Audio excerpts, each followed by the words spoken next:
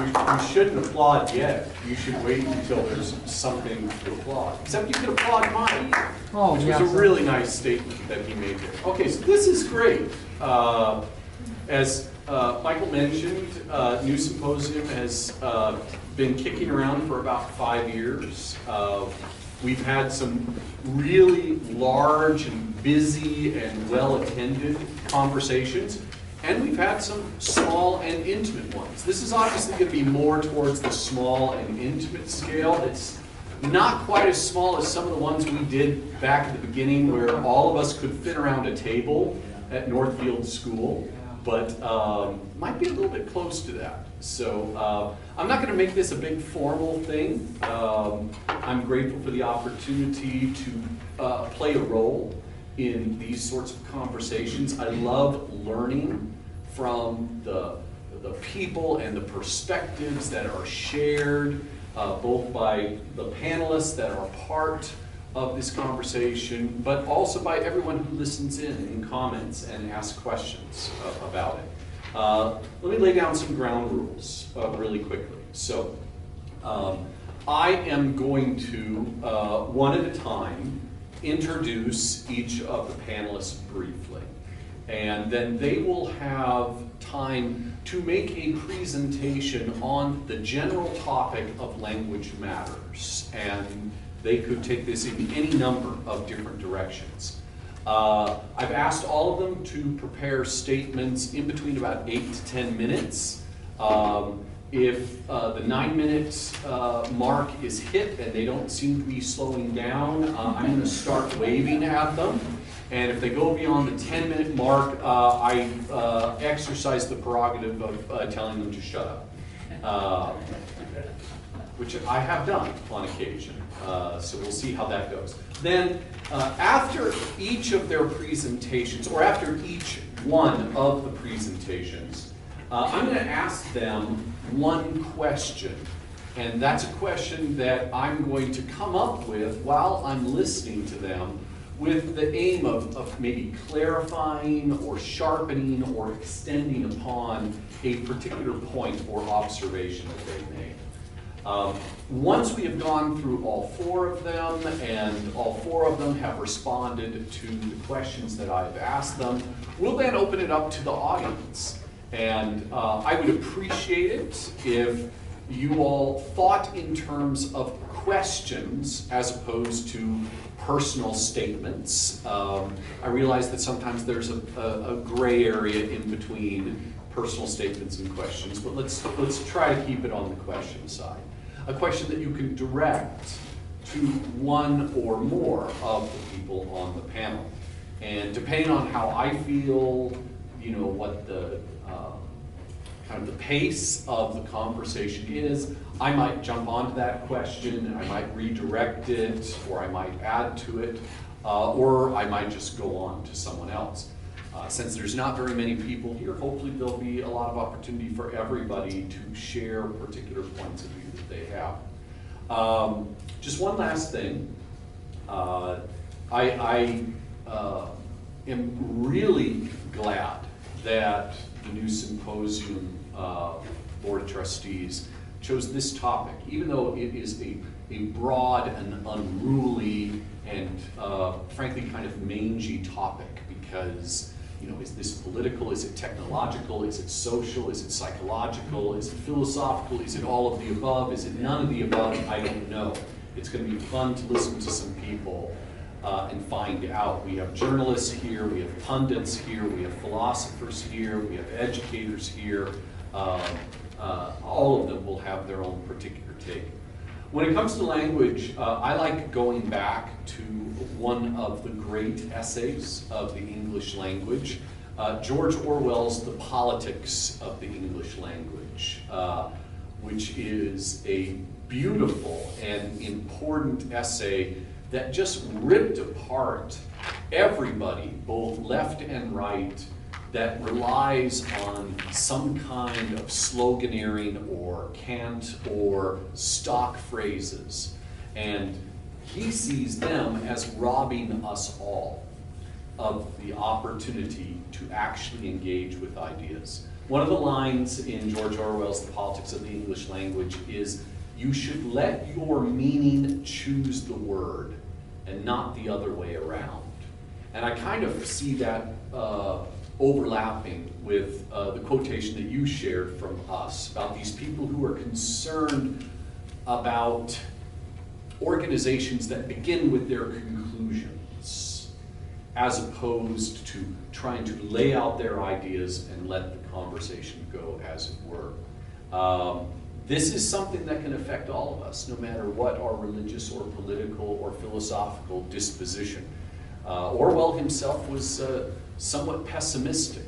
At one point in that essay, he says that words like democracy, freedom, patriotism, socialism, justice are almost always, in his opinion, used in a consciously dishonest way.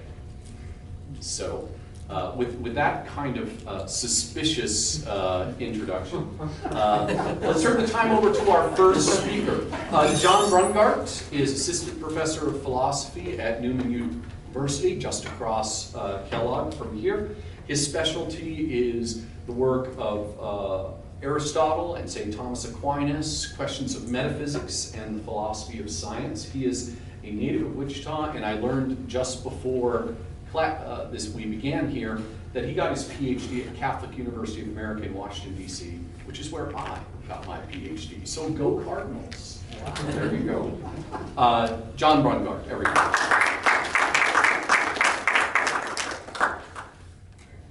Thanks very much, Dr. I'll keep the time. Well, it helps me. Yeah, thanks very much for coming. I'm glad to be here and participate.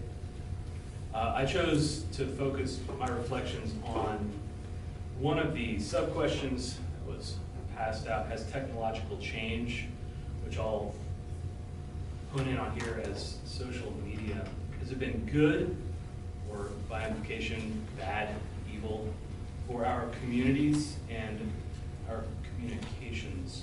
When I was reflecting on this, I was reminded at one point of a quotation from Aristotle's Politics in Book 7, Chapter 4.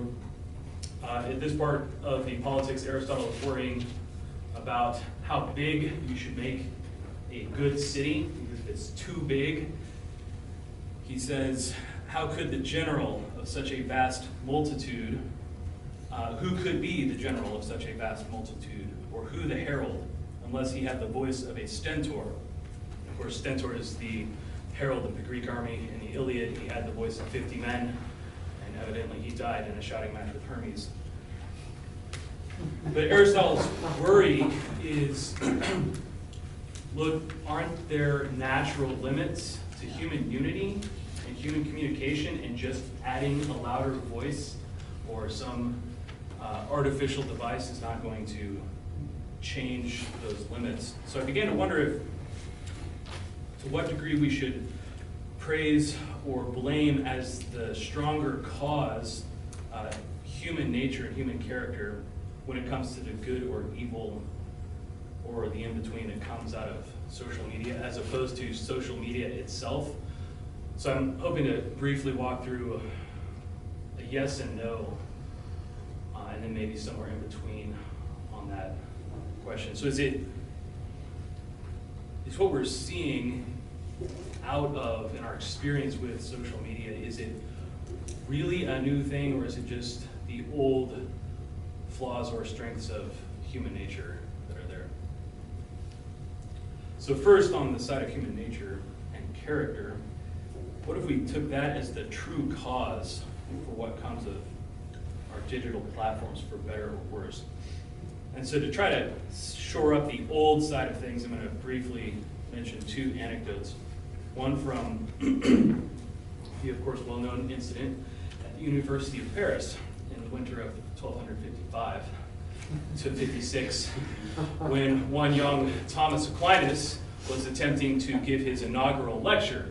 Now, at that time, there was a debate amongst the secular faculty and the religious faculty, these upstart Dominicans, as to how many chairs, that is, the endowed professorships, should be allotted between the seculars and the religious.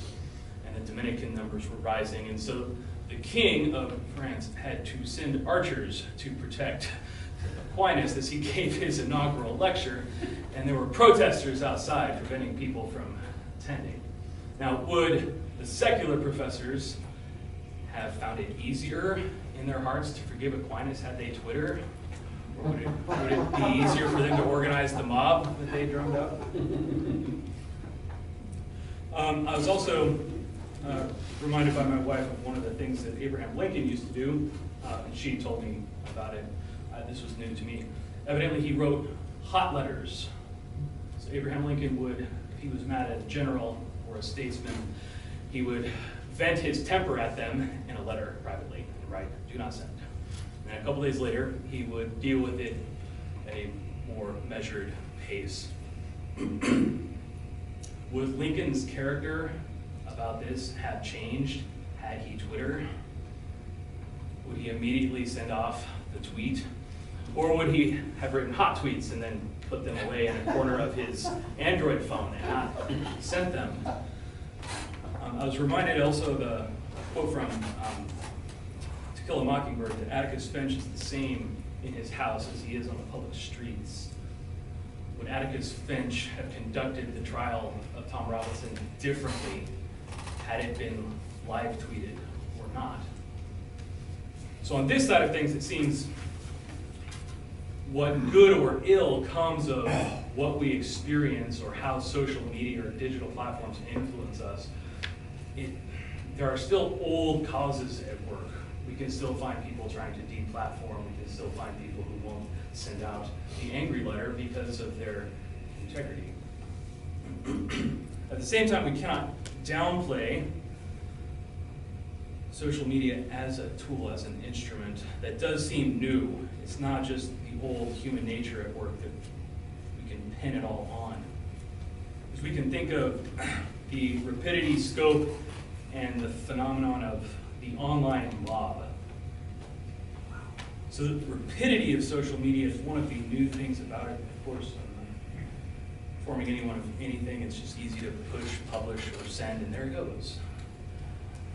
So the reply here is, social media has just pointed out the Lincolns are rare. Sure, and the old character of Abraham Lincoln and his reserve, it was rare back then and it's rare now. So the social media just reveals and magnifies, in that sense, the lack of reserve. It's also easier to reach a broader scope of people, and that means it's also indiscriminate. Are people really listening? Everyone is listening.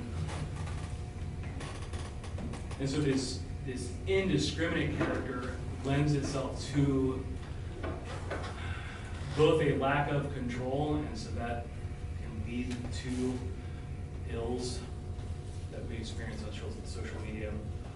But at the same, it's a tool, so at the same time, it's capable of great good. The third characteristic I mentioned was not just rapidity and scope, but the fact that different online or social media phenomena have a mob characteristic about them. So here the reply is to Aquinas and the archers. Well, look, the people who were demonstrating outside of the University of Paris, or take what other social demonstration, those were the people that had the gumption, whereas online it's easier. You can join the mob and there's no physical risk, and yet there's still devastating effects in someone's psyche. So I'm going to propose a qualified yes and no. It still seems to me that human nature and human character are the deeper cause at work for when we encounter good or evil online or in social media.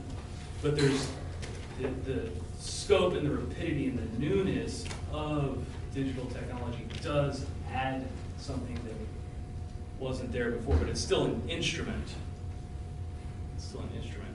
And I'd like to close here couple You're minutes? doing fine. Okay. I'd like to close. I was reflecting on this. One of the real dangers, it relates to something Socrates, in his death scene in the Phaedo, Socrates called it mythology. So it was the danger then, and it's, I think, worse, could be worse now. Mythology, it comes from the Greek roots mysein and logos, so it's the hatred of reason, or the hatred of the word.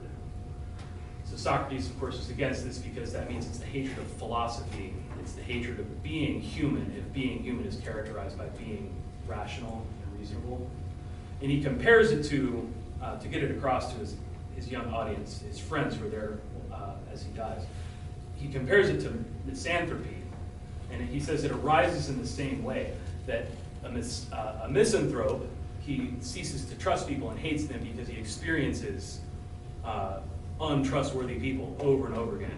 And the same thing happens to the mythologist. He experiences untrustworthy reasoning and untrustworthy arguments over and over again. And he begins to think the truth's not going to be found anywhere.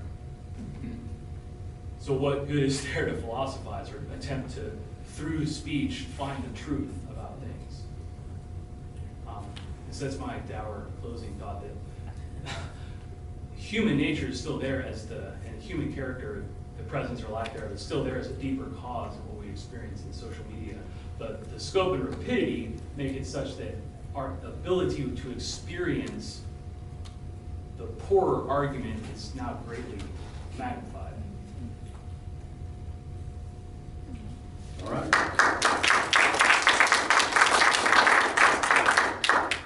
Thank you, John. You make a distinction between human nature and the instruments of technology, or I guess what we could say is the instruments through which our nature is expressed. You make a strong point that the rapidity and the scale of the worlds of conversation that these instruments bring into us magnify certain problems. Can they also magnify flaws in human nature itself? There's been quite a bit of writing. I'm sure a lot of you have encountered it. I'm thinking of Nicholas Carr's The Shallows, but there's been other books written on this as well, talking about how maybe it really is social media, maybe it really is the internet, Twitter, all of these others that are causing what seem to be measurable declines in retention, attention span, emotional control. So what do you think about that? Do you think that these are instruments that don't just maybe magnify certain less admirable parts of our nature, but do you think that these instruments are themselves actually changing our nature? That's a good question. So in part, I was, when I was wrestling with that, which is the stronger cause, I was trying to give that side of things its due. That lack of attention, distracted driving. We could name tons of examples. So sure, those are all new phenomena, and they latch onto flaws that are there, and because the technology is new, the flaws are magnified in a way that it just was impossible before. So I'd admit that, but at the same time, I'd still want to push back and think,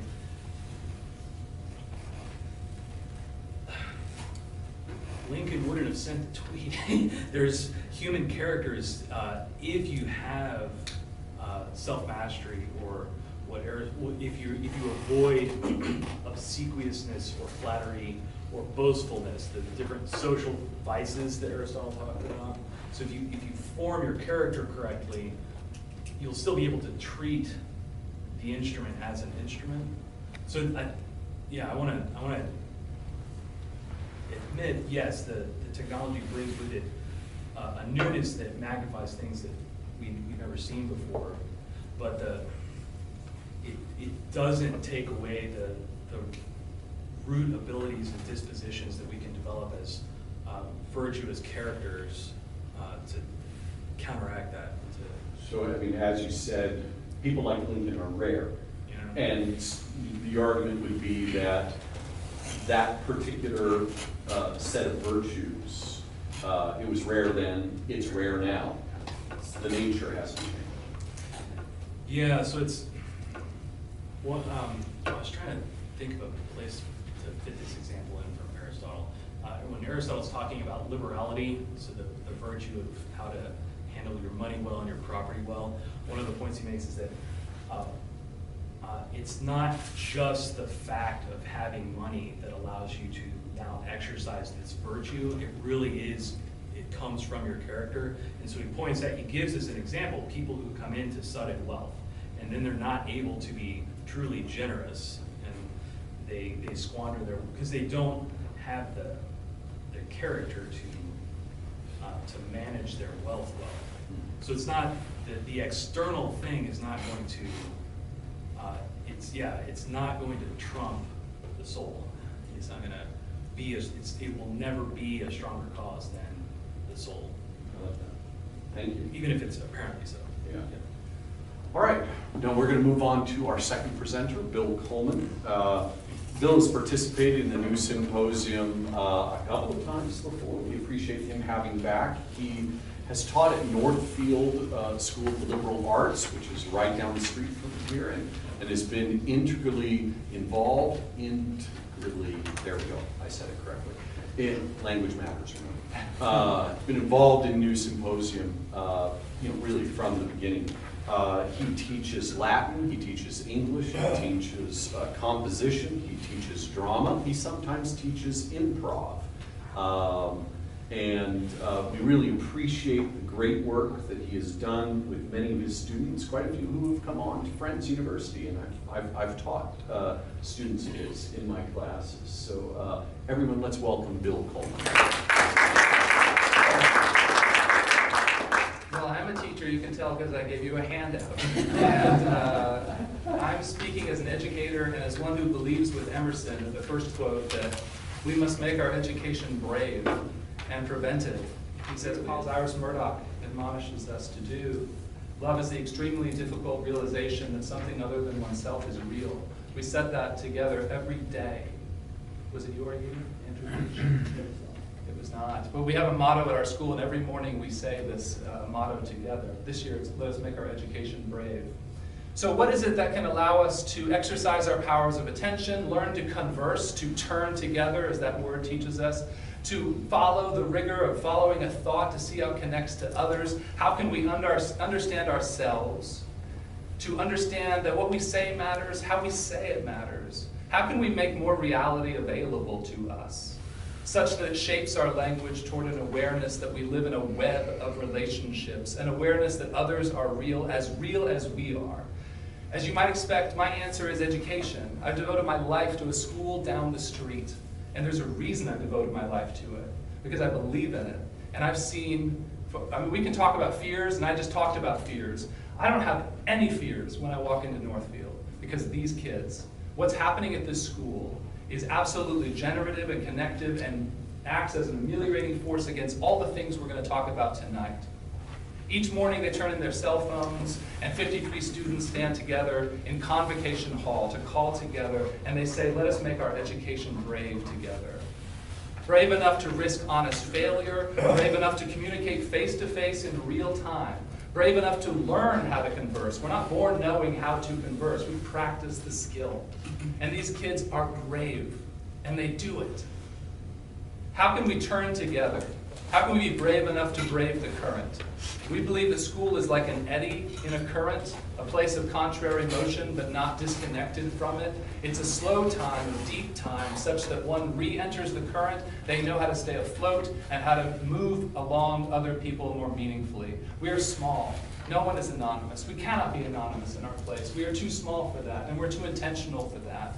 It's more difficult to abstract someone.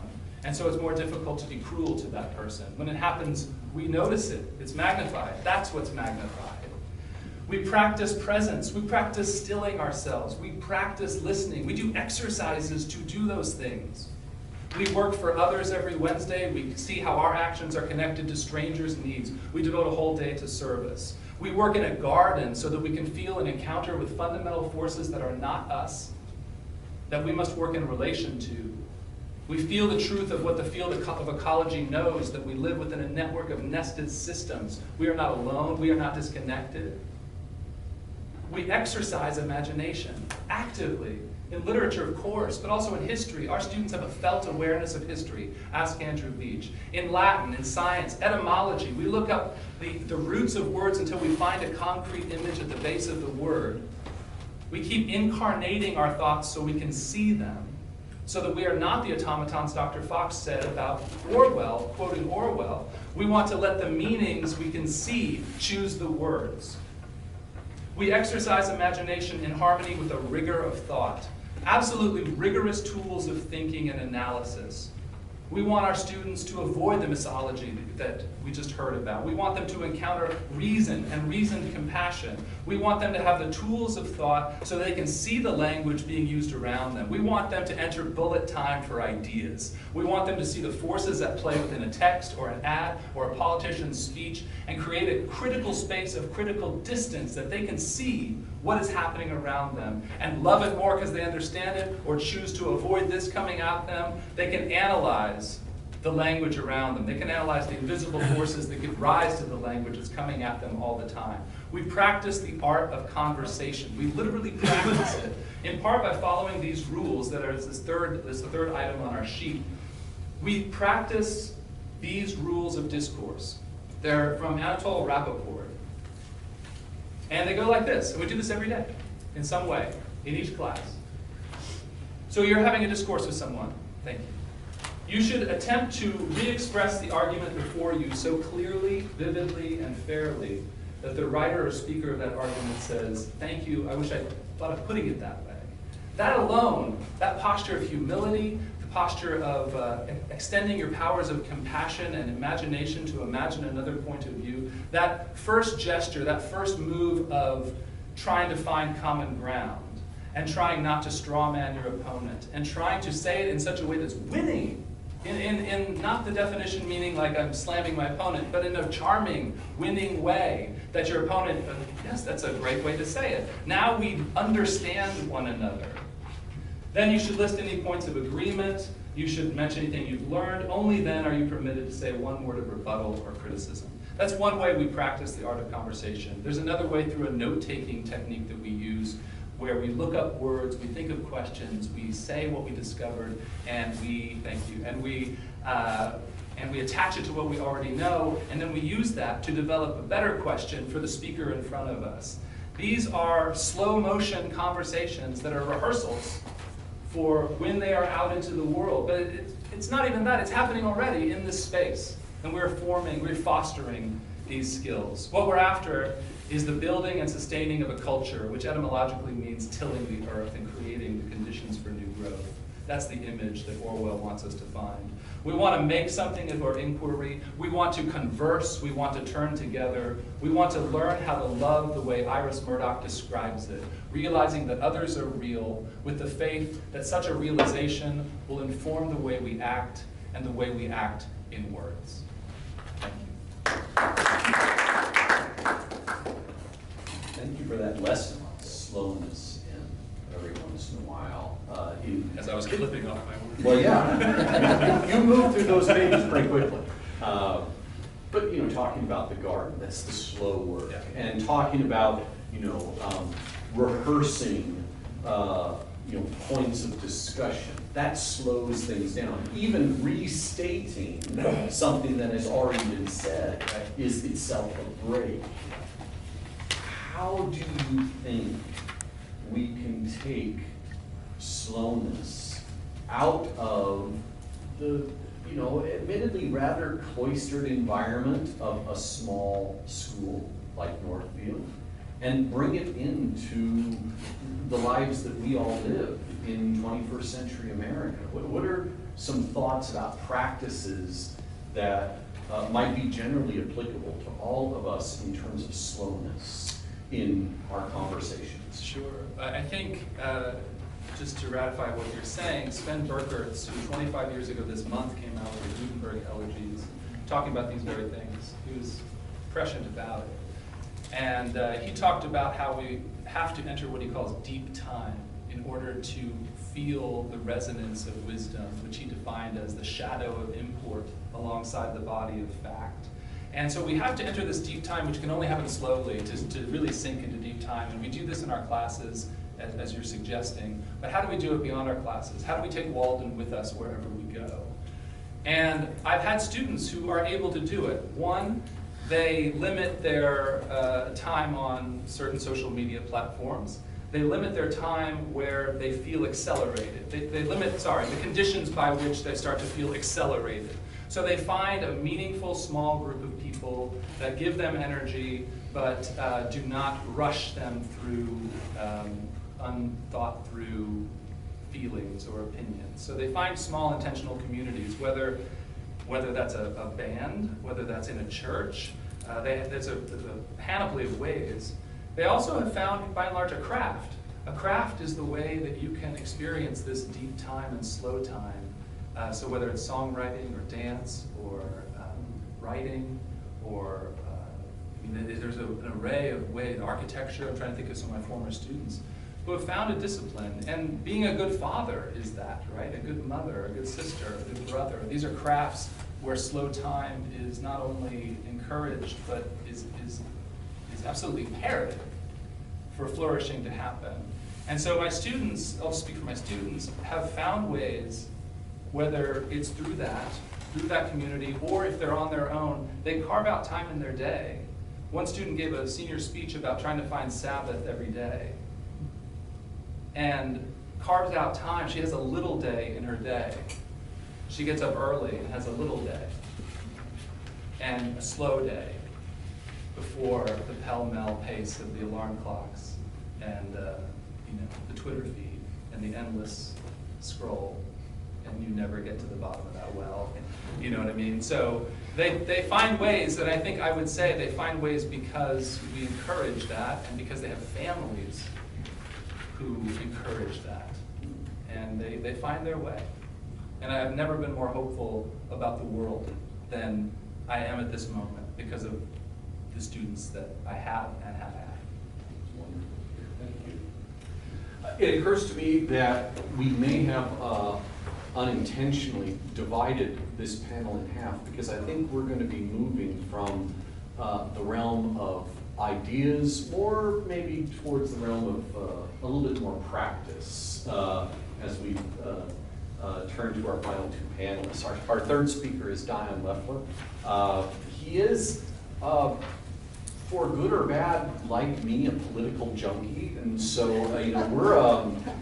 we're sacrificing being here because we could be listening to a bunch of fast, mostly meaningless words being exchanged on television right now between some presidential candidates, but instead we're here. So Dion Lefler has worked for the Wichita Eagle. He covers government, he covers business, he covers politics. In addition to all of those things, which has made him very, very familiar with language and words, he is a lay speaker at East Heights Methodist Church, and he plays second base for the Cowtown Vintage Baseball. Let's welcome Dion Lefler.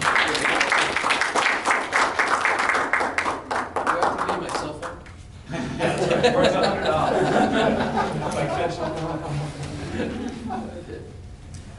Well, does anybody here remember a story about the President of the United States procuring a young woman to have sex with the leader of Russia? Yeah? It was a big problem for John Quincy Adams back in the election of 1828. As the story goes, when John Q was the ambassador to Russia, his wife's maid wrote a letter about the Tsar. And the Tsar heard about the letter, and he said he wanted to meet the woman who wrote it. So John Q took her to a reception at the palace and introduced them, and they talked about it in public. And that was about it. But when John Q was running against Andrew Jackson, the Jacksonian newspapers blew that up into an accusation that John Q had pimped a girl out to the Tsar, and that's why he'd been such a successful diplomat. Now, I'm mentioning this here because I want to make the point that fake news was with us many, many years before Al Gore invented the internet. Today, we tend to think of objectivity as being a natural state of journalism, but partisan biased journalism was actually the norm for most of American history. Most big cities had two papers, one Democratic, one Republican. And this wasn't ancient history, folks. When I was growing up in the Phoenix area, there were two newspapers. My parents were Rock Rib Republicans, so we, of course, took the Arizona Republic. My Uncle Don and Aunt Maria, dyed-in-the-wool Democrats, read the Phoenix Gazette, the Democratic-leaning paper. And if you read the coverage in both papers, you got a distinctly different view of current events in Arizona. Sometimes it was just ridiculous. I'll give you an example. They filmed the movie A Star is Born on campus of Arizona State University. Not the one with Lady Gaga that came out a year or so ago, but the 1976 version with Barbara Streisand and Chris Christopherson. Well, to do the crowd scenes, instead of hiring a bunch of extras, they put on this big free concert at Sun Devil Stadium with Streisand and Christopherson singing some of their own songs and some of the songs that would be in the movie. Now, in the Phoenix Gazette, this was a huge success. The place was packed. The crowd was energized. The movie people got all the shots they needed. A splendid time was had by all. Traditional refreshments were served. It was a great day to be in Arizona. Now, if you read the coverage in the Arizona Republic, it was filthy hippies trashed the stadium.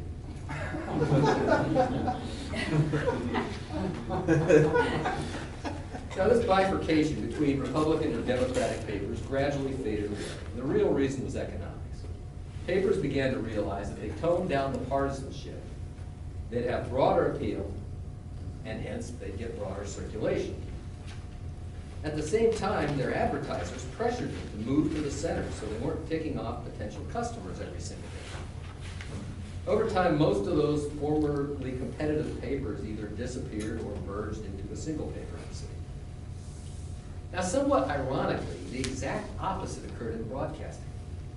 Where newspapers came toward the center, radio and television headed for the fringes.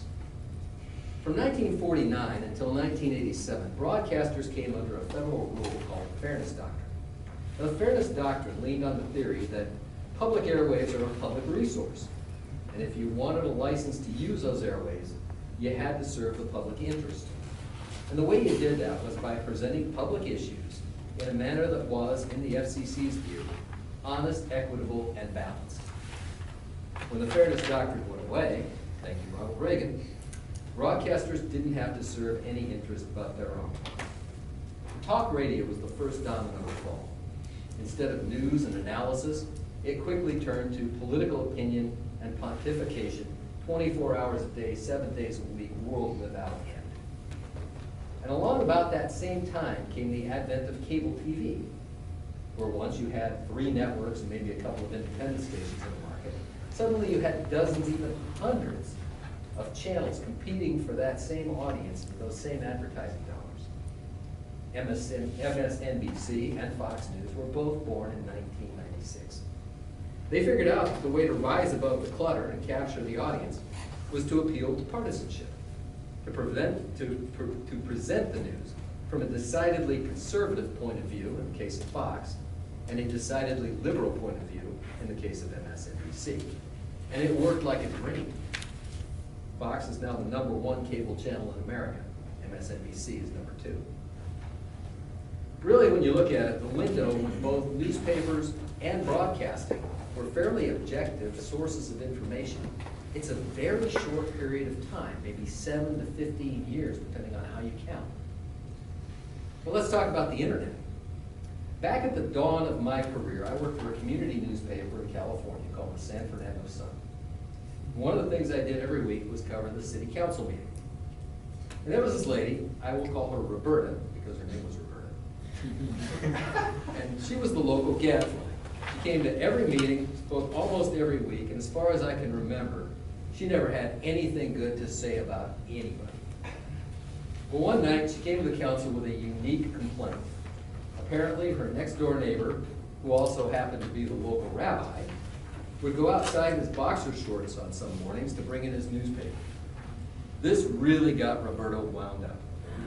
I'll never forget what she told the council that night. He's out there parading around in his underwear like some kind of Jewish prince. When I wrote up that meeting, I gave Roberta's speech exactly the amount of attention I thought it deserved, which was none. But I wonder, what would happen if that were today? Well, Roberta would have an iPhone, and that iPhone would have a camera on it.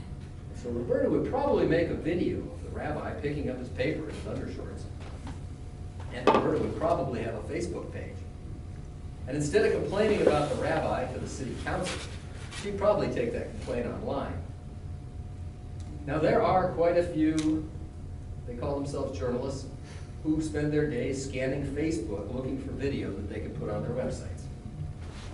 And a rabbi outdoors in his undershorts is the stuff viral videos are made of.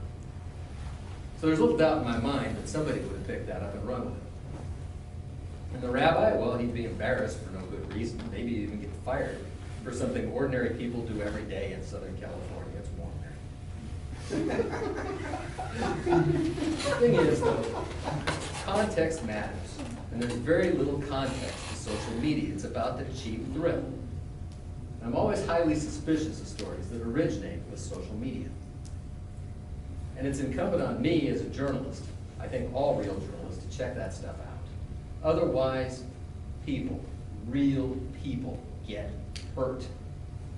Let me give you an example. You may remember this story. A woman called the Eastboro Police Department a few months ago to talk about a traffic ticket. And when the police officer hung up the phone, he didn't set it in the cradle quite right, so the line stayed open. The woman claimed she heard someone on the other end of the line making comments about her race. She's black. And a friend of hers made this muffled recording of it with her phone. That was a pretty good-sized news story on local television. It was terrible audio quality. It was almost impossible to hear anything other than a few words in that recording. The things you could hear pretty well were the F word, the N word, and the phrase, "What's with the hair?" Well, African Americans heard that. They were outraged by it. The mayor announced that the use of the N word would be a firing offense. 2 of the city's 6 officers were suspended during the investigation. 1 was disciplined for rudeness unrelated to race. The city lost thousands of dollars in overtime and lost patrol time. And as it turns out, that recording was a fake. An outside forensics analysis showed that the recording had been tampered with, words had been added to it, and the remark about the hair was an officer laughing at another officer's picture on, you guessed it, Facebook. The gist of this story is words do have power, and they have a lot more power than they used to. The internet and social media act as sort of a giant amplifier. It amplifies the signal and it amplifies the noise. And it can't tell the difference. Well, what can we do about it? I can really only think of one answer. We need to become more sophisticated consumers of information. We need to find reliable sources, and they are out there. When we're on the web, we need to recognize agendas and factor them into our opinions. We need to understand that pictures can be photoshopped, voices can be altered, even video can now be convincingly faked. Most of all, we need to leave room in our discourse, both public and private, for the fact that we might be wrong. Now, that's not going to be an easy concept to absorb, but the good news is our parents and our grandparents and our great-grandparents got fed a lot of bad information too. They managed to figure it out. And if we work at it, we can too.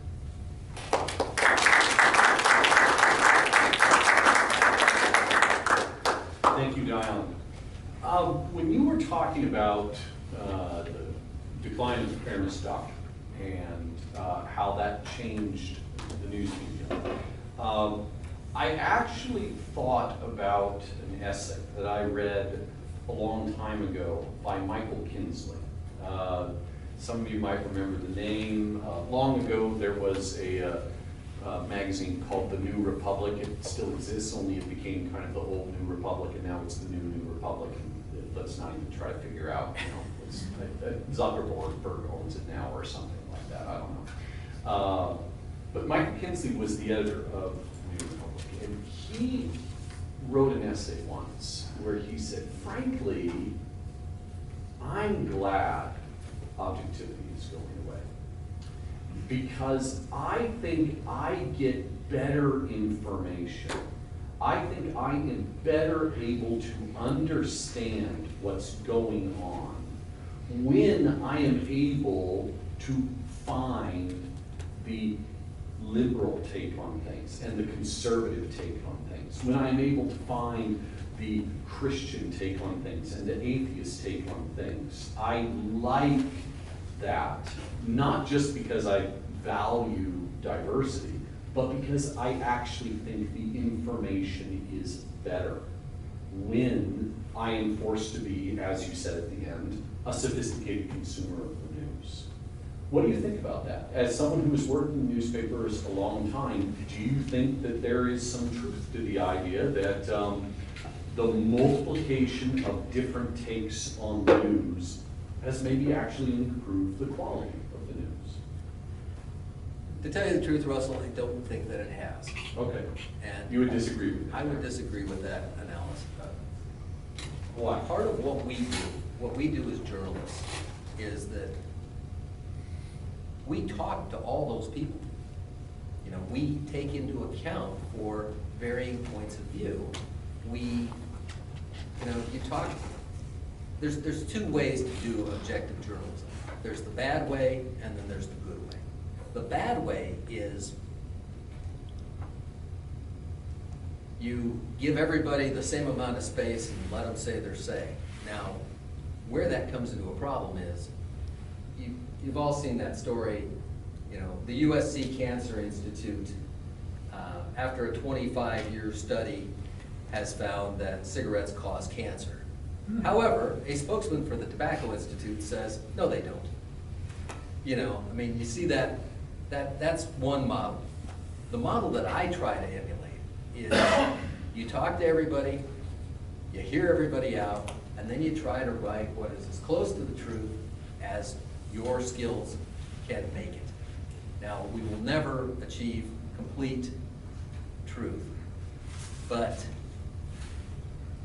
the problem with that analysis of, well, if everybody's ideas are out there, throw everything at the wall and we'll sort it out. That really doesn't work for most people because they don't have the time, and they don't have the time. Maybe they don't have the interest. They don't have the attention. They don't have, they just don't have the tools to be able to do that. Okay. I appreciate that. I appreciate your perspective as a working journalist there. Our last panelist is Bob Weeks, who is also returning to the new symposium. We appreciate him contributing his voice this evening. Bob Weeks had a long career as a software engineer working for different companies, but he's best known for his blogging at Voice of Liberty. And so he's one of those partisan voices that Dion was talking about. And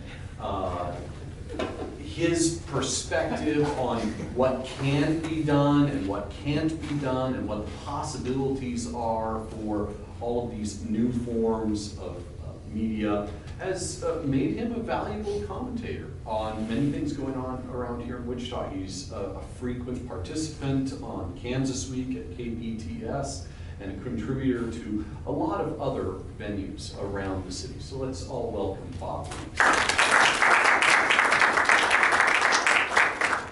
Thank you, Russell, and other panelists. One of the questions you suggested we talk about is about technological change has it been good for mankind's communities and communications. And like you mentioned, I've worked with computers and technology all my life. Back when the punch card was the way that you interacted with the computer. So I like computers and technology. And when the internet started up, I thought, oh, this is so great. Everybody's going to use it. We're all going to learn from each other, all sorts of things like that. But now that we see some 20 years of internet, maybe some 10 or 12 or 15 years of social media, I'm just not so sure whether it's been a good thing or not. I really like using Facebook. I may not believe it, but I'm naturally shy and introverted. I don't have trouble speaking before groups, but person to person, I'm shy, I'm introverted. So Facebook is really great. I joke to my wife that now I can have social relationships without the bother of dealing with others. And Joan Todd understands that. Nowadays, I have responsibilities as a caretaker at home and other places that make it difficult for me to leave home for very long. So Facebook, for me personally, is really great for helping to overcome that limitation. But then when I look at the quality and the tenor of much of online communications, I'm just not so sure. And we know about the extremes like 4chan and maybe websites like the Daily Stormer, which is a Nazi website. I kind of put those over at the edge there. I mean, they are important because people read them and are inspired by them and do bad things after that. But I'm talking just about more mainstream places like my Facebook profile, for example, where even regular people, I found, can be quite vicious. I am a Republican, no doubt about it, but I'm a small L libertarian Republican. Probably one of my stances that gets me in trouble with mainstream Republicanism is I've always been a never-Trumper. I was a never-Trumper before he even was a candidate. I was a never-Trumper when he was a candidate. I didn't vote for him, and I've been a never-Trumper since then. And that is something that just earns me the unmitigated hatred of so many people that I thought were my friends. And I try to do things like post articles from the Wall Street Journal, or not whole articles, you know, but excerpts from mainstream conservative news sources that buttress my opinion that Donald Trump is doing something that's not that good. I don't want to talk about the specific issues, but I've been told that the Wall Street Journal is fake news, and that the editorial page of the Wall Street Journal has been taken over by a vast liberal left-wing conspiracy. It's a liberal spin machine, and I'm quite astonished by that people would actually think things like that. And I asked a question today of a friend of mine who's a sociologist. I thought you would have an idea about this, and I do think that some of our other panelists touched on this, which are people naturally mean, and does social media like Facebook just provide an outlet for that meanness? Or does the nature of social media, either by being either totally anonymous in some cases or kind of anonymous in others, does that make regular people mean? And he did not have a good answer, but I think that some of our other panelists have. It's a good question. Why do we argue about politics and public policy on Facebook and other places? Do we really end up doing any good? Do we change people's minds to your point of view? And I came across a study by the Pew Research Center the other day that says a small share of the public, 14%, say they have changed their views about a political or social issue in the past year because of something they saw on social media. So I thought 14%, okay, that's not all that many. But then I thought that, you know, political scientists and people running political campaigns, they tell me that oftentimes there's a small group of voters in the middle that you fight over, and 14% is a pretty big chunk of people in the middle. So maybe you can persuade people by social media to switch and join up your cause and things like that. But based again on my Facebook profile, I would say not very many people. Anyway, about the future of politeness in our politics, I was going to come up with a two-word answer that's probably too snarky, which was Donald Trump is the future of politeness in our politics, perhaps. But then I thought maybe not, because you may remember during the 2016 presidential campaign, Donald Trump was always giving everybody nicknames and so forth. And some politicians, like Jeb Bush, I think, just tried not to notice and slough that off. Other politicians, once in a while, tried to fight back in the same way. And I think specifically, Marco Rubio got tired of being called Little Marco, and he tried to kind of fight back against Donald Trump using some of the same name-calling and tactics and so forth. And, well, he's not president, is he? So it didn't work for him. So hopefully I think that Donald Trump, all the mean things that he does, the negative things about that, hopefully those are something specific to his personality. It works for him. I mean, he is the president after all, like he likes remind us, but hopefully that's not going to be something that changes the way we do politics and communications in the future. About discommunication and incoherence becoming the new normal. Well, in 2016, the Oxford Dictionary selected post-truth as the word of the year. That was in 2016, citing the contentious Brexit referendum in England and the 2016 presidential election. Post-truthiness, which is not really when people lie so much as it appeals to emotion, where you believe what you want to based upon your emotional compass or something rather than the actual facts. And for me, being a software engineer and so forth, I always think about logic and computer programs and so forth, and try to be that way when arguing with people, but a lot of people just don't want that. There we go. And is our way of life and the modes we communicate poisoning what's left of our conversation? And I think this was touched on by some of our panelists, in which in some ways I think social media is too easy these days. You had to actually think about writing a letter to the editor of the newspaper, or maybe you had to call in a radio talk show, actually think about something for a few moments. Nowadays, you know, I try to make a reasoned argument. Here's this article from the National Review, and it says we ought to have a Republican caucus in Kansas because blah, blah, and make an argument like that. And how do people respond? Well, oftentimes it's just a couple words of profanity, or what I really dislike these days are the cute GIFs, you know, the little short videos of someone saying, or whatever. I delete a lot of those off my Facebook profile, and I tell the posters I delete them because I just don't like them. And they say, well, what about free speech? And I say, well, on my Facebook profile, it's my Facebook profile. If you want to make an argument in a sentence or two, that's fine. But the little GIFs and snarky things like that, I really don't like. So that's kind of my viewpoint, that, you know, I think there's good things and bad things, and hopefully the good things will win out in the end, because I don't think we can go back really now. Thank you much.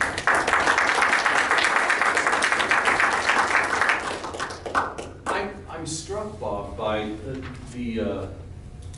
two parts of your presentation. I mean, you talk about how you appreciate the connectivity that these new technologies have brought into our lives, especially the life of, you know, someone like yourself who have a lot of responsibilities that, you know, keep you at home, and, you know, maybe you're not naturally extroverted. I mean, we've all heard that. You know, Bill was talking about his wife keeping in contact with people in England that she'd never be able to be in contact with otherwise. We all have experience with family members that we can have a fuller relationship with because of all this. But at the exact same time, you're also talking about this meanness that you see. And I'm thinking about that in light, once again, of one of the things that Bill said about how it's really easy to be angry at an idea. So, I mean, I don't want to make this too personal, and feel free to, you know, dodge this question whichever way you want to. But you said there wasn't going to be a test. No, there is no test. But, so here's the thing. You've experienced a lot of ways in which social media has enabled and strengthened friendships in your life. You also feel as though there are people that you consider to be your friends who are now attacking you without good cause, without really engaging your ideas. To what extent do you think that the negative reactions you've experienced are people that you actually had a connection with, as opposed to people that you knew only through the discourse about this particular idea?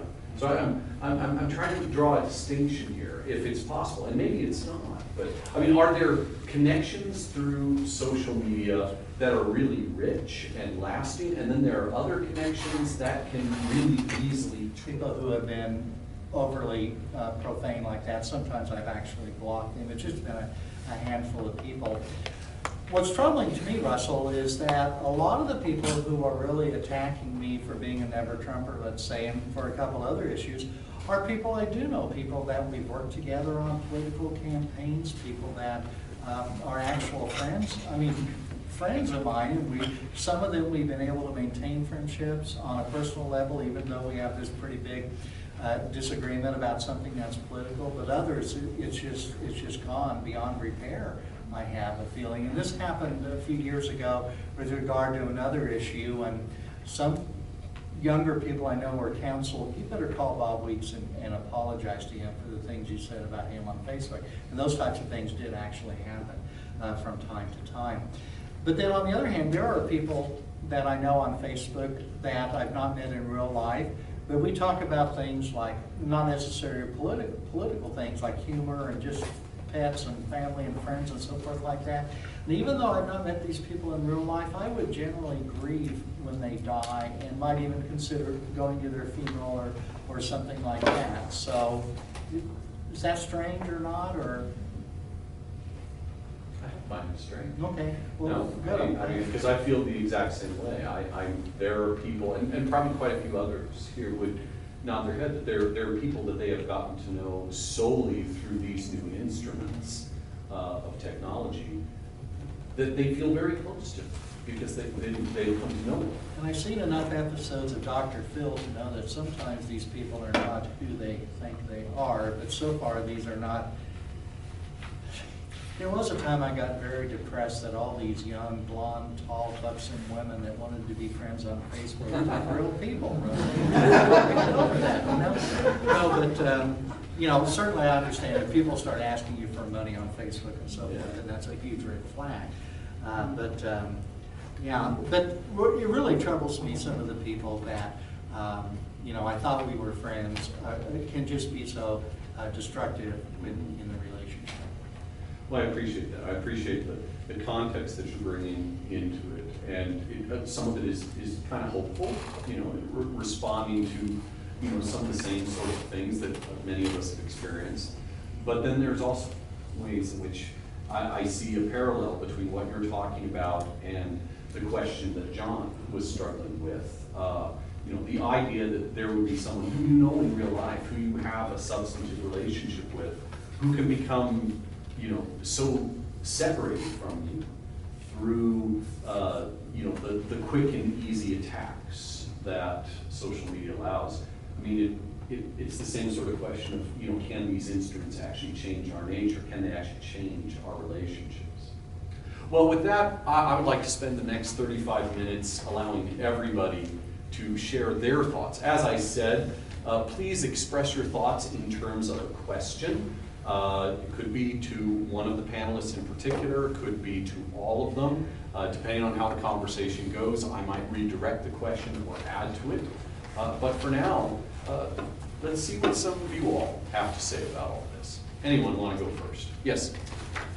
You know, preachers have been saying for a long time that no one can listen to their sermon, right? Far before social media, we blame the people in the audience. They don't want to listen to us because they have no attention span.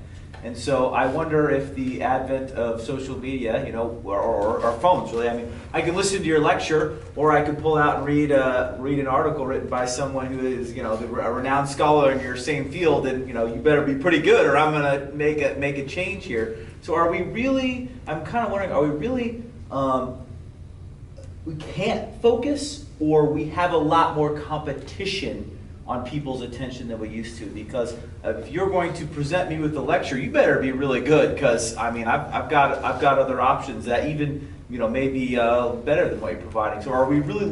What do you think as far as, are we losing our attention spans like preachers have been complaining about for 1,000 years, or is there just more competition on people's attention or whatnot, and that we just have to really up our games as far as doing a really good job of presenting things? Why don't we let our two educators take a crack at that, and we'll see where that one takes us. Are people not listening to you guys because it's really easy for them to find alternative information sources, you know, with a click of a button? So yeah, just briefly from, I I have not been teaching for that long. I'm still new to the field. But when I started teaching 4 or 5 years ago, even then, phones were enough of a distraction and a habit for students coming onto campus that I just did not allow phones in the class. So, because it's what students can be distracted by. It's the intensity of it, and really the addictive character of some of the things that you can just habituate yourself to needing through your phone. Yeah, it's almost insurmountable. But as far as the thing with this was touched on by Mr. Lefler, that curating information. So as to the side of, well, is someone going to be in competition? Am I concerned about a student, or if I'm speaking with someone? Curating information, or actually determining what's trustworthy, finding a good argument online. It's the ubiquity of opinions online does not mean that a good argument will be easier to find. Google's search algorithm, it doesn't really, it doesn't hone in on that sort of thing. So you're still really left to your own devices. And so the student or someone I'm speaking with,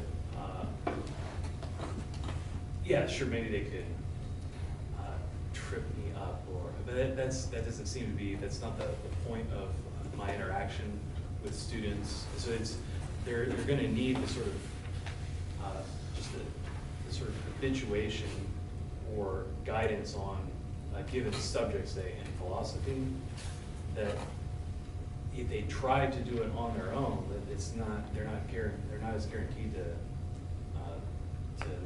actually find a worthwhile answer just randomly Googling it. So I'm not as. Let me make my question a little more clear. I guess it meant that I'm kind of pointing at they could listen to you if they wanted to. That's not the problem. We kind of say, well, they can't focus. I'm kind of wondering, they could focus on me as a preacher if they wanted to. I've seen youth preachers hold, kids for an hour-long sermon, right? And they hold their attention. So it's not that they can't. It's like there's some sort of new inability to do it, or is it that there's new competition being provided that they'd rather turn to something else if you're. Like I said, that really just depends on the disposition of the student, and at least what I attempt to do in my classrooms is it's a separate space, and we're really here for serious work. I mean, we only have so many hours in the course, and so it's I don't want to say too draconian, but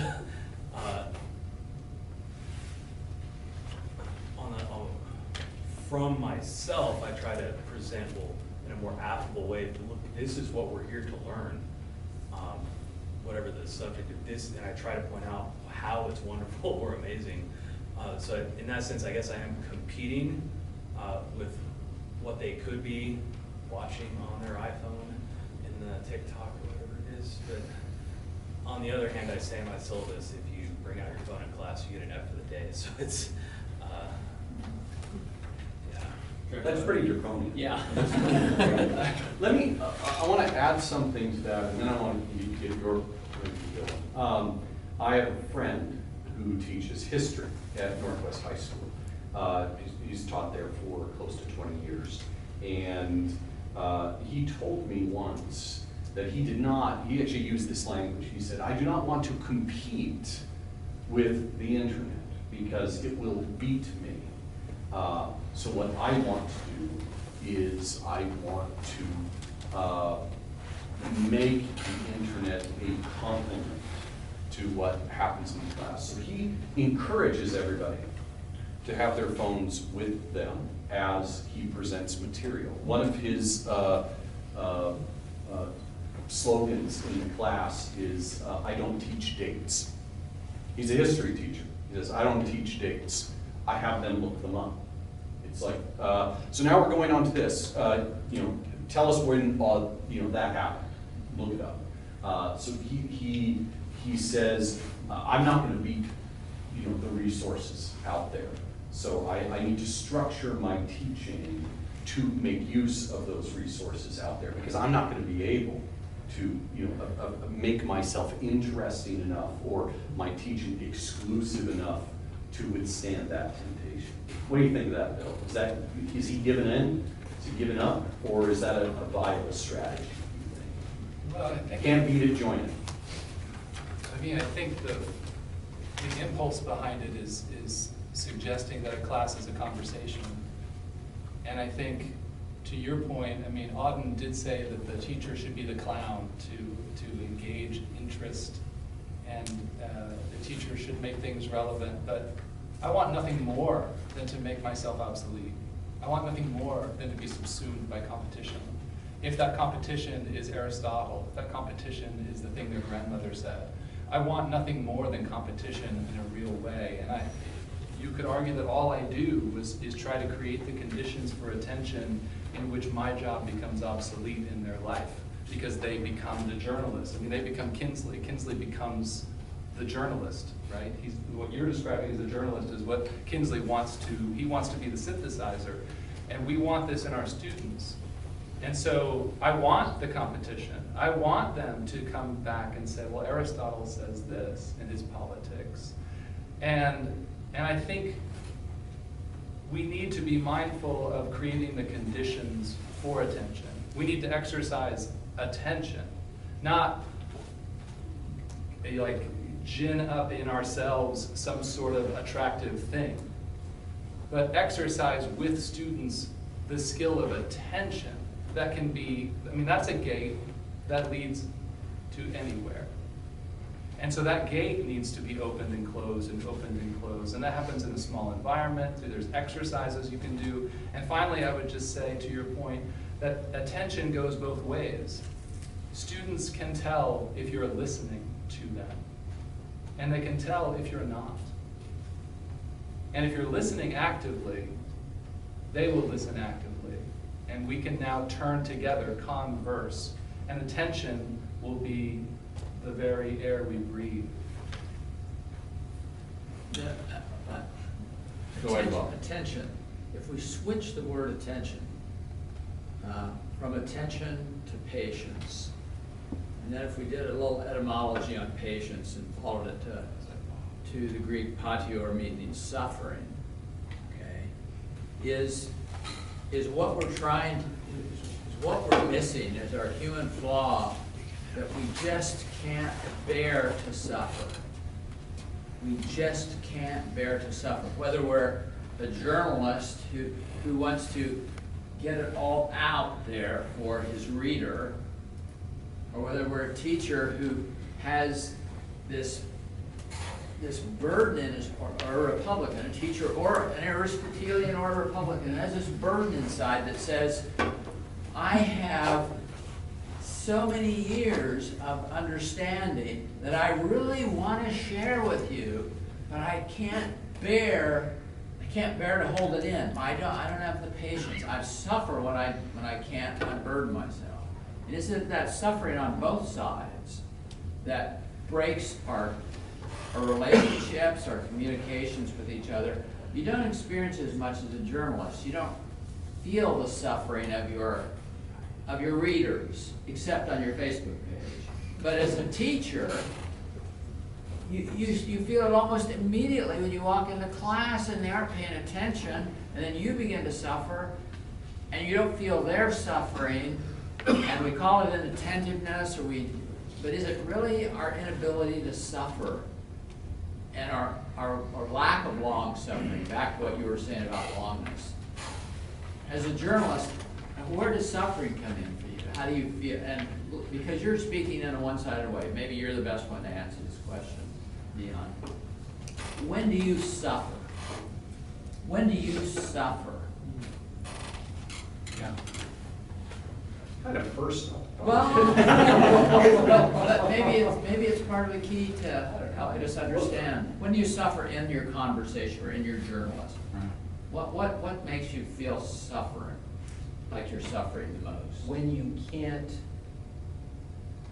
can't access the thing that you need to access, when you can't access a piece of information or a or a thought, when you try to, you're trying to get to the bottom of something, and you just can't get there because there's some obstacle in the way. That I think that's probably when you suffer the most as a journalist.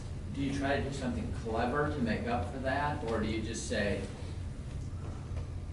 I just can't get to the bottom of this? Wouldn't that be where you fall back on what you call the bad approach to objectivity? Like, I can't get at the thing that I need to do. So to make it easier on myself, I'll just quote everybody and throw it all out there. Or am I misunderstanding? Well, lots of times, I mean, there's perspectives and there's data. And usually the data is more reliable than the perspective. So you try to get that kernel of information that really tells you what's going on. And then from there, you can build the perspectives and figure out, where's this going? You can tell the story. What are we doing here? And that's sort of the, it's, I'll tell you, when you get that, I mean, it's like you've been struck by lightning, you're so happy. That's really the antithesis of suffering. Yeah. But the suffering is when you don't get it. And it's like, you know that something's going on here, that there's something happening here, and you just can't figure out what it is. And that for a journalist is suffering. Especially when you have a deadline. Well, deadline is not really a factor anymore. We are I can file a story anytime, day or night. Yeah. And, pop it up on the web, and sometime later it'll appear in the newspaper. But, so the whole concept of deadline is kind of, fallen away in this new journalistic thing that we do, which is, this website, and social media, and, it's just all these threads that pull together of, it's hard to sort it out. It's hard to sort it out sometimes. I'm working on a story right now. I can't tell you what it's about. I'm kind of going through that as I'm trying to, I can see, you can see what's going on, or you think you see what's going on, and you're trying to get that proof, that really you want to have. So it's a tug of war sometimes. Jake? You've all kind of touched on, especially when it comes to social media, the anonymity aspect, or how fast it moves, or how people aren't afraid to say what immediately comes in their minds, and how this kind of moves us towards, or what it does with society, if it makes a society of control, or a society of the spectacle, if you want to go the Debordian route of it.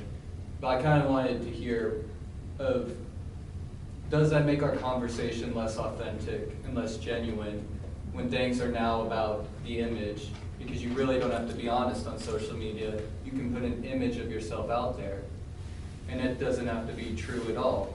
But that's what people will think of you, because that's all they interact with you, if all they know of you is from social media. So has it made our conversation less authentic and less genuine as these new forms of communication come out?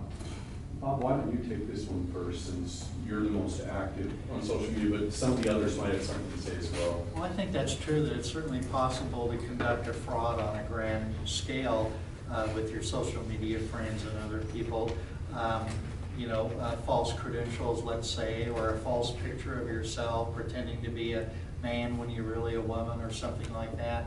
But I think if you're trying to engage about politics and public policy and things like that, I think people, I hope, will figure out pretty soon whether what you say has some ring of truthfulness to it or not. At least I hope so. There's truthfulness, but that's not necessarily the same thing as authenticity, is it? No. When I try to work my way through moral philosophy, I struggle with the adjective authenticity.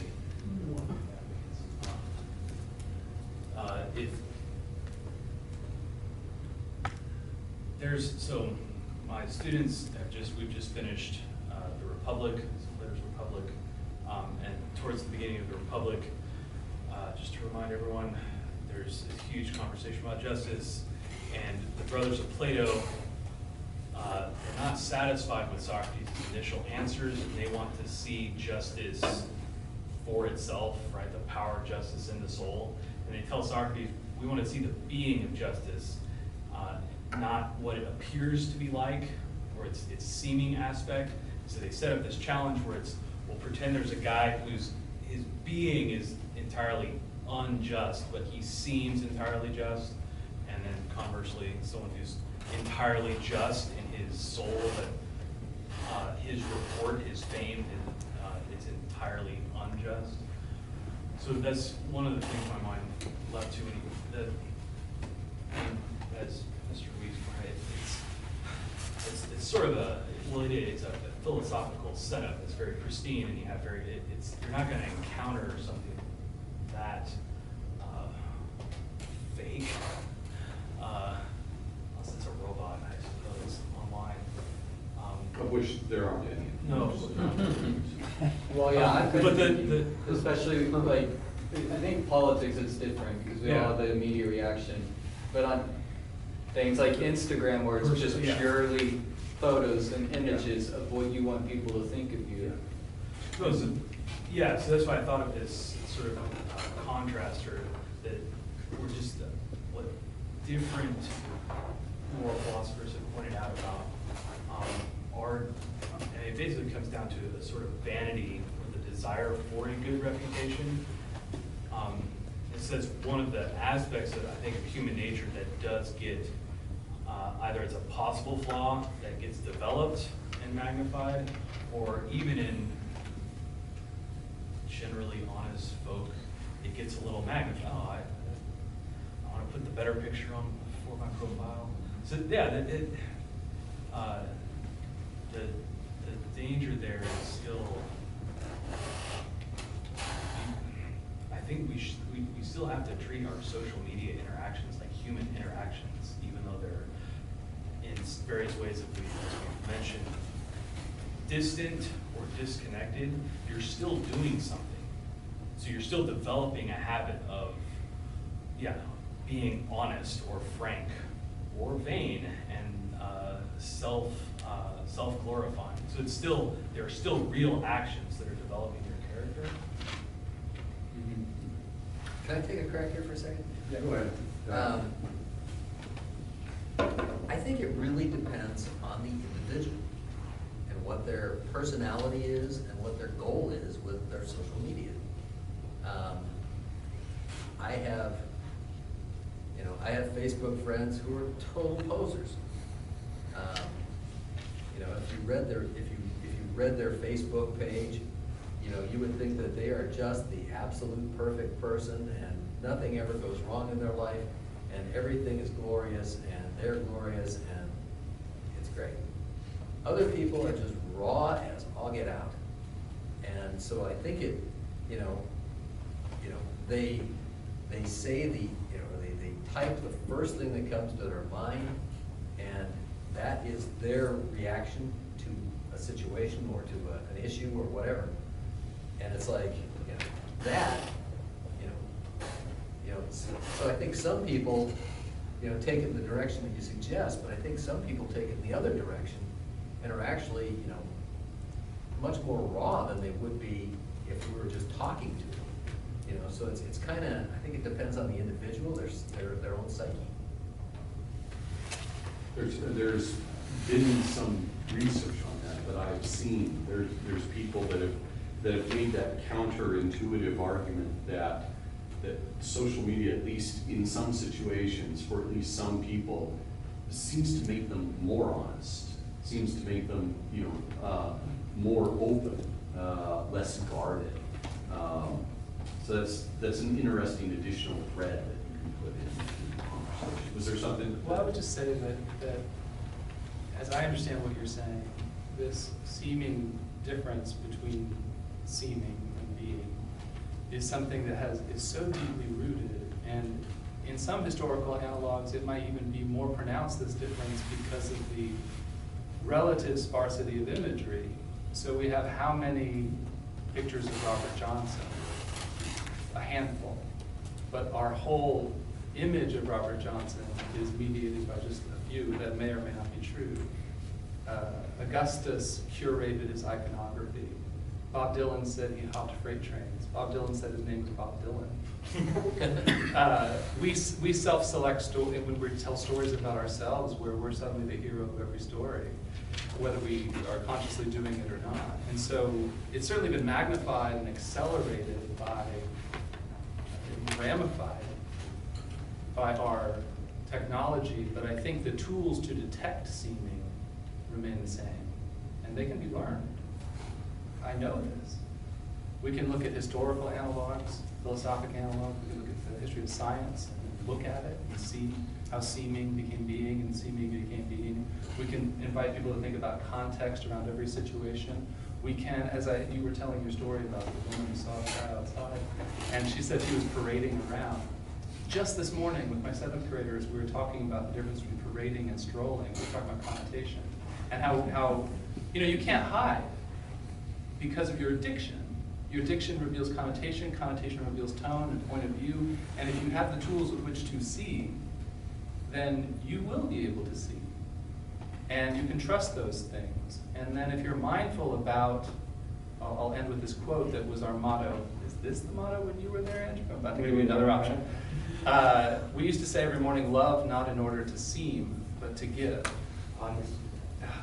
And we'll get it. And so every day we would say that, and every day we would mindfully try to enact that. And so if you're trying to inhabit it, and you have the tools with which to discern it, then the problem that you're articulating so well, which has all these historical analogs and is ramified now, need not be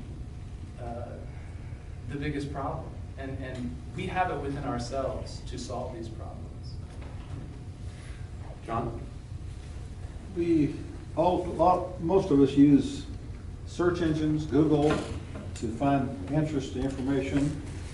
And I was surprised here recently to hear a software engineer talk about how the Silicon Valley can use their engineers to do analogs that filter the answers. So if you're looking for the word freedom, they may be able to take you to a view that is philosophically in line with them, or so they're filtering what we learn. What kind of impact does that have on our going forward, basically? George Orwell reminds me. So they use their power to filter to their philosophical viewpoint.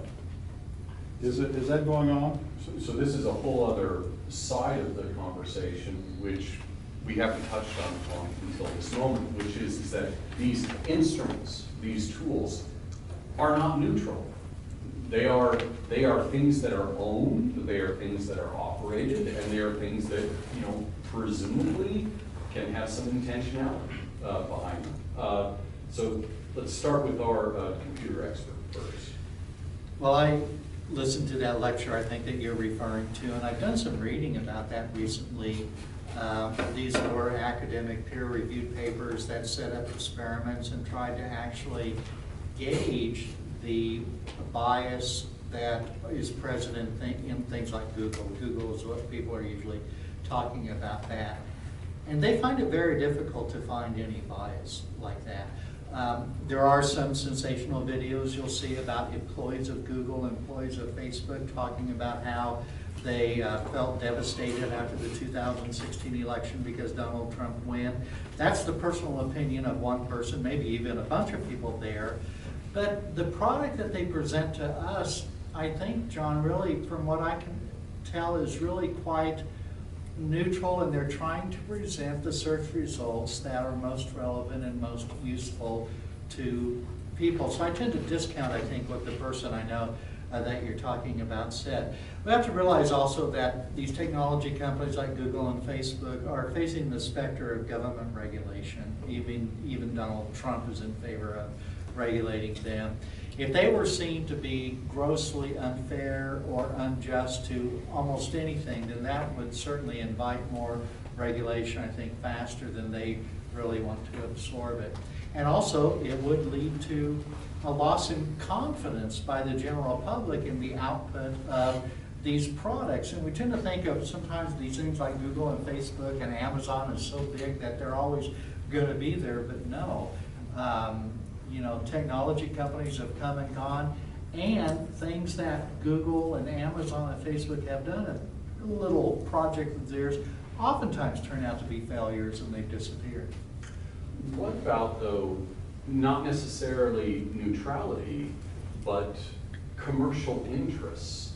I mean, this is something that connects directly with your experience, Dion. I mean, the Wichita Eagle is owned by a large news corporation, and I cannot count the number of exchanges I have had with people, and I have encouraged them to subscribe to the Wichita Eagle and to read the Wichita Eagle, because my wife and I are old journalists. We actually met while we were working in a newsroom. Both of us have been newspaper people. We're big newspaper people, so we're always trying to push it. I'm waiting for my check. Yeah, they've never paid me anything for that.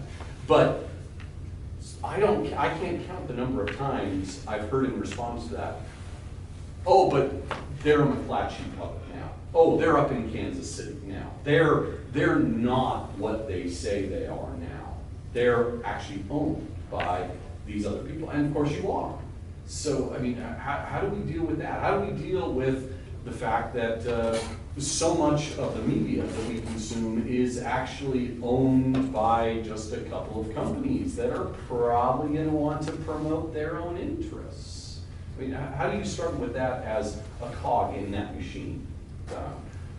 Well, it's not, you know, I've worked for corporate-owned papers and I've worked for family-owned papers. And I'll tell you, I like the corporate-owned paper better because they interfere with you a whole lot less. In a family-owned paper,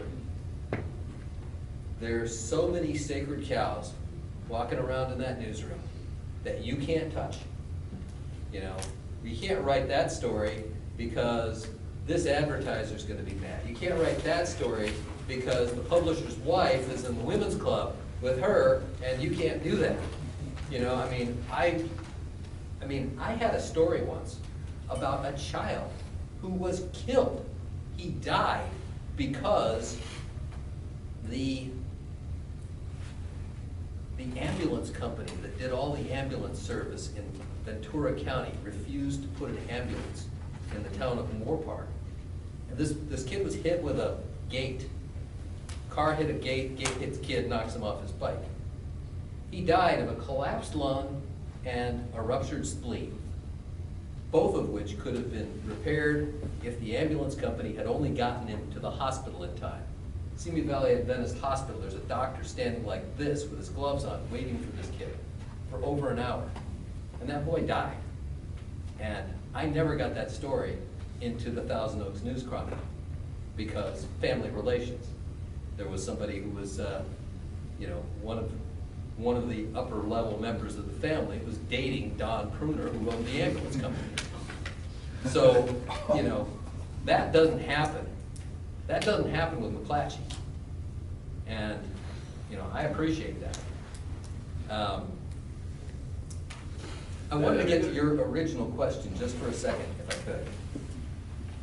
John, what the internet, or what the search engine is going to feed you when you type in the word freedom is what the algorithm thinks you want to see.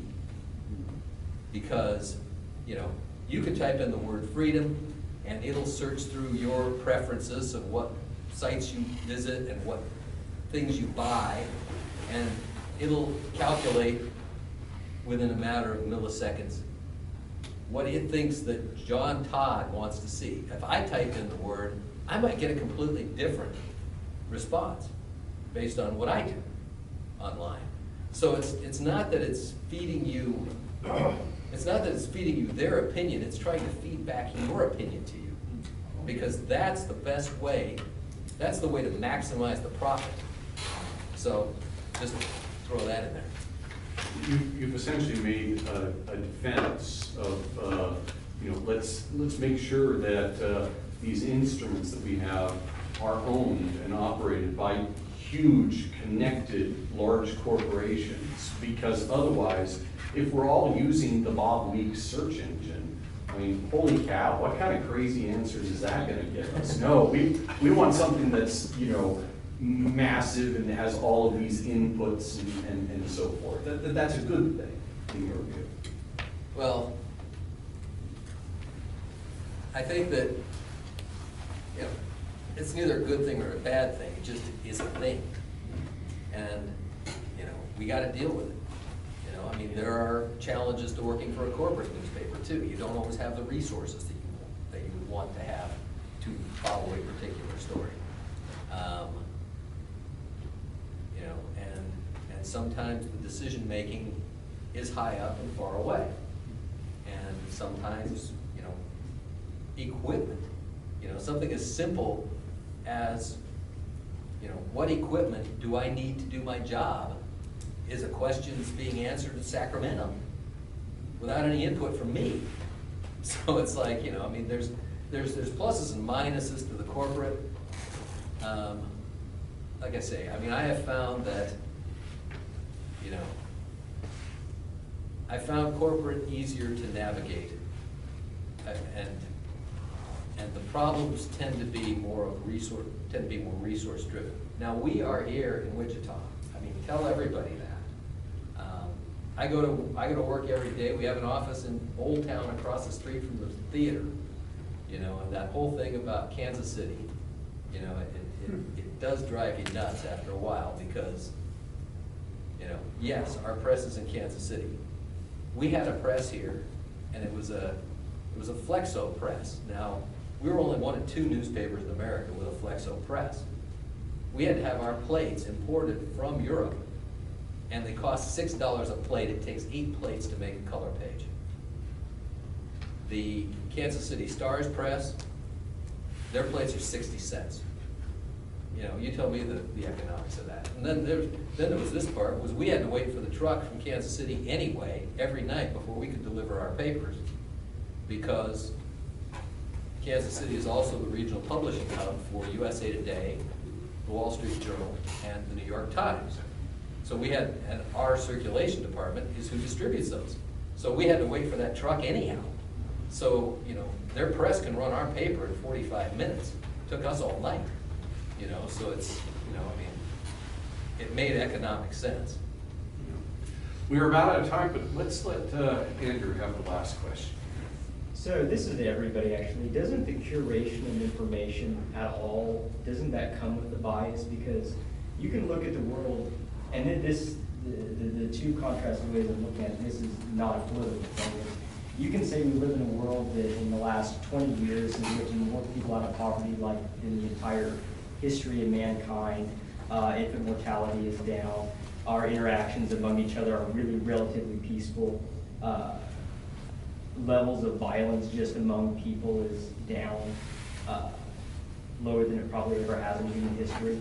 And then you can also on the flip side go and say that we live in a country that is in constant war. The Fed is inflating our buying power away. and all of these things that are very bad. But each one of you is charged with curating the information and delivering it to people.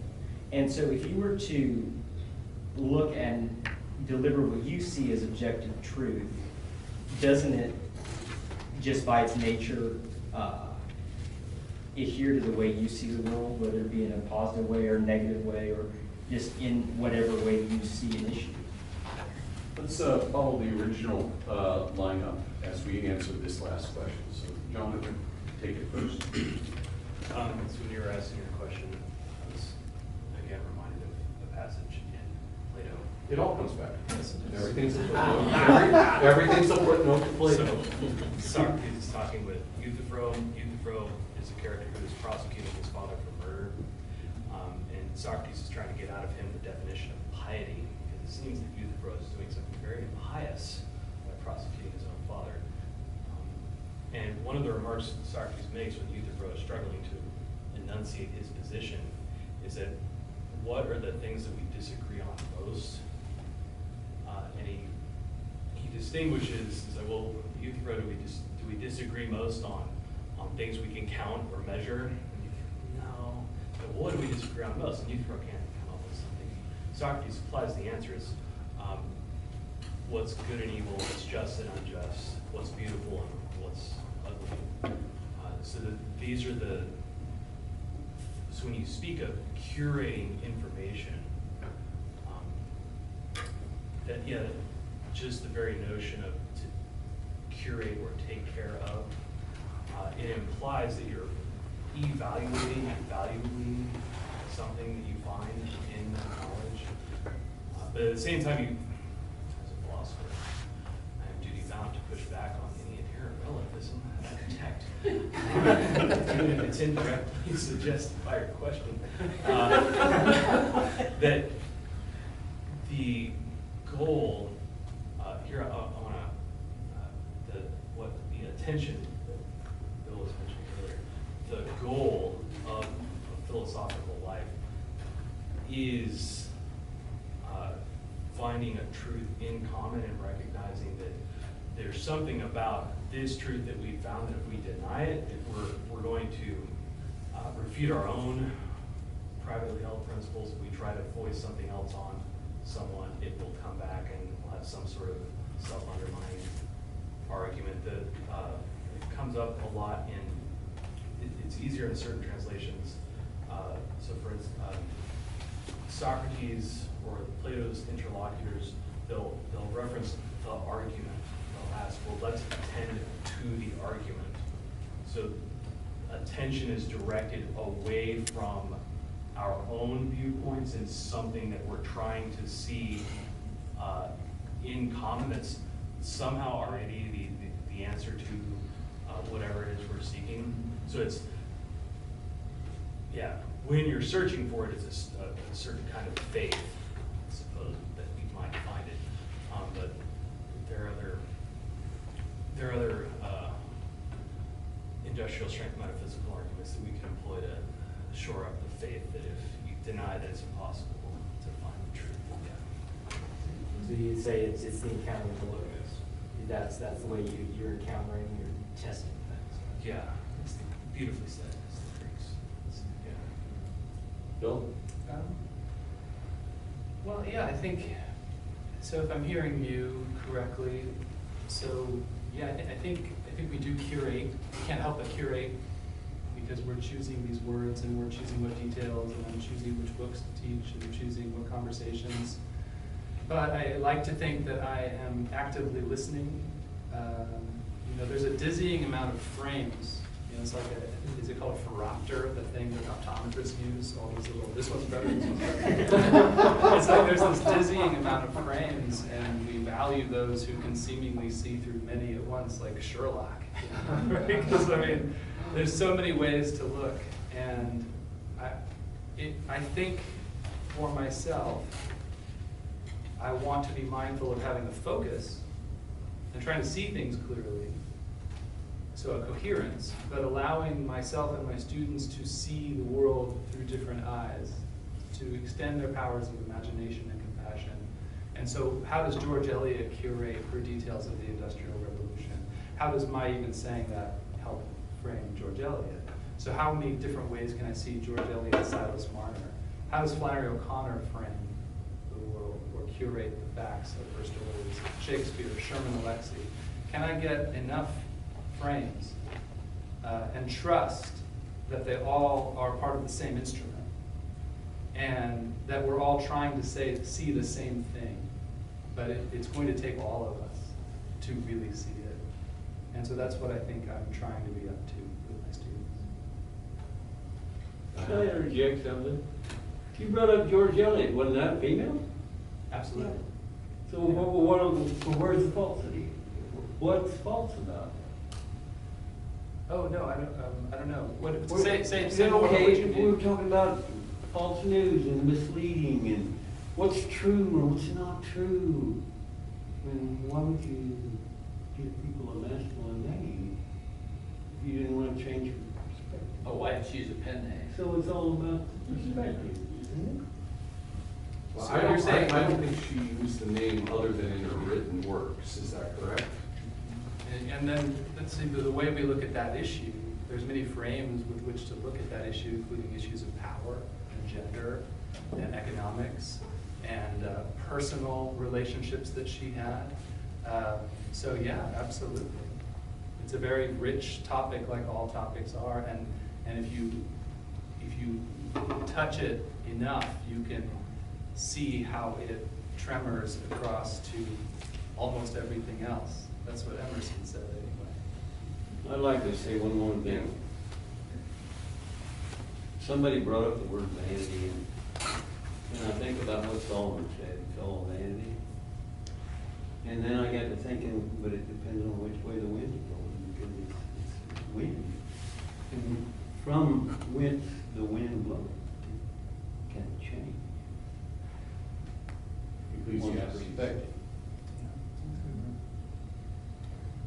Yeah, I don't like to be profound. Well, can't be as philosophical as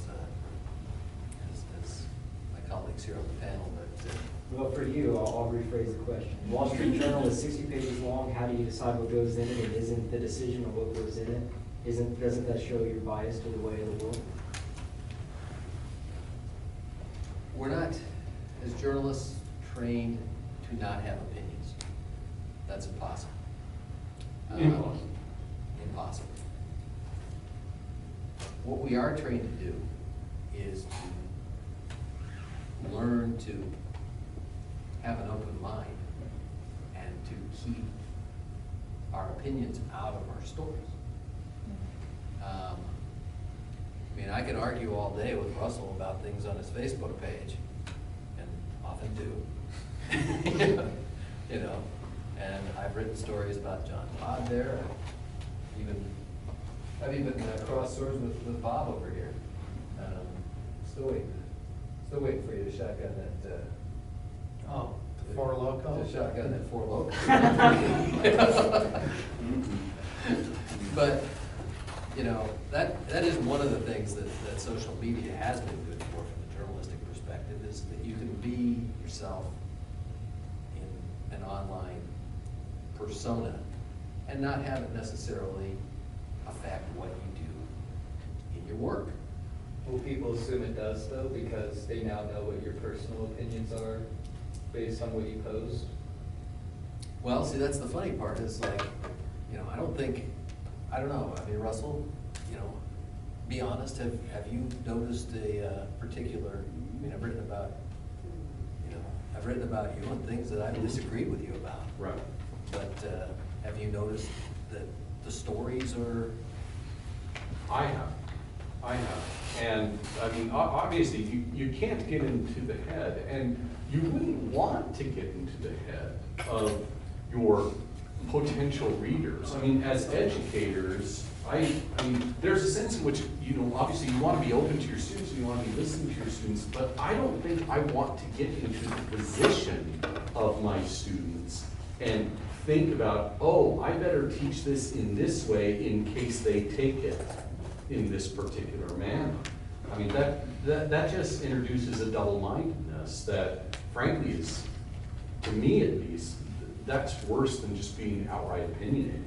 You know, I'd rather be frank about what I think is right or wrong about the material that I'm teaching than to try to figure out what they're gonna think about what I think about the material. And the other thing too is, frankly, you know, you gotta have a skin like a rhino in this business. Because, you know, you're always gonna be taking shots. And to answer your question, the default assumption is that all reporters are liberal, atheist,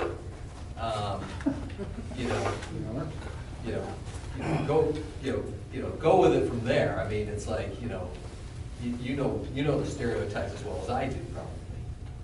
And, people, I was on jury duty one time, and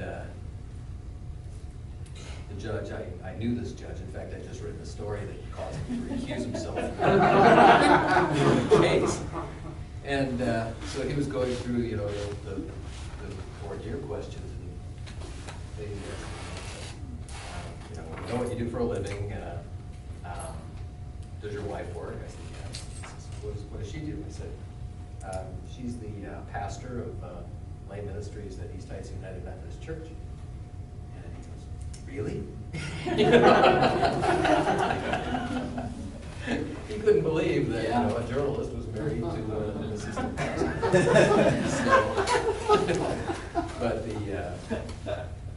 But I mean, people are going to make those assumptions. The default assumption is that we're all, Bernie Bros or something. But it's not true. I mean, we are just people like everybody else, and we have a broad spectrum of thoughts and opinions in the newsroom, but we are trained to leave that at the door when we come into the newsroom and do our job. Our job isn't to, unless you're an opinion writer, which I have been, your job is not to express, actually even an opinion writer, their job is not to express their opinion. Their job is to build a case.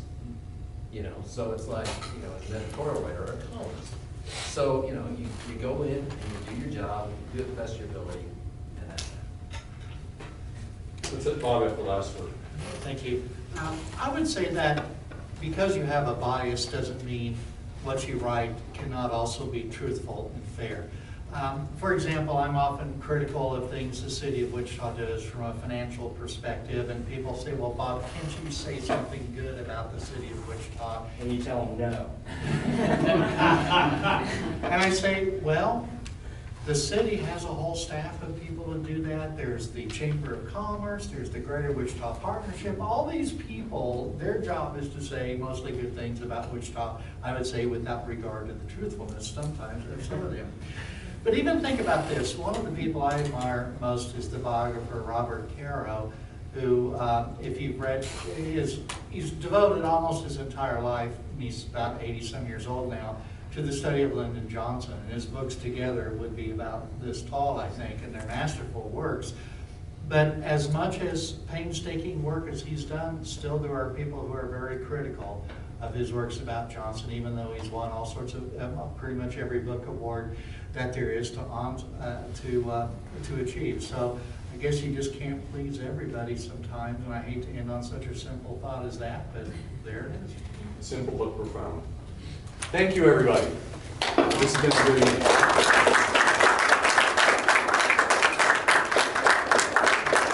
Is there anything we want to say here? I just want to say we've not had a panel more prepared, eloquent, and wise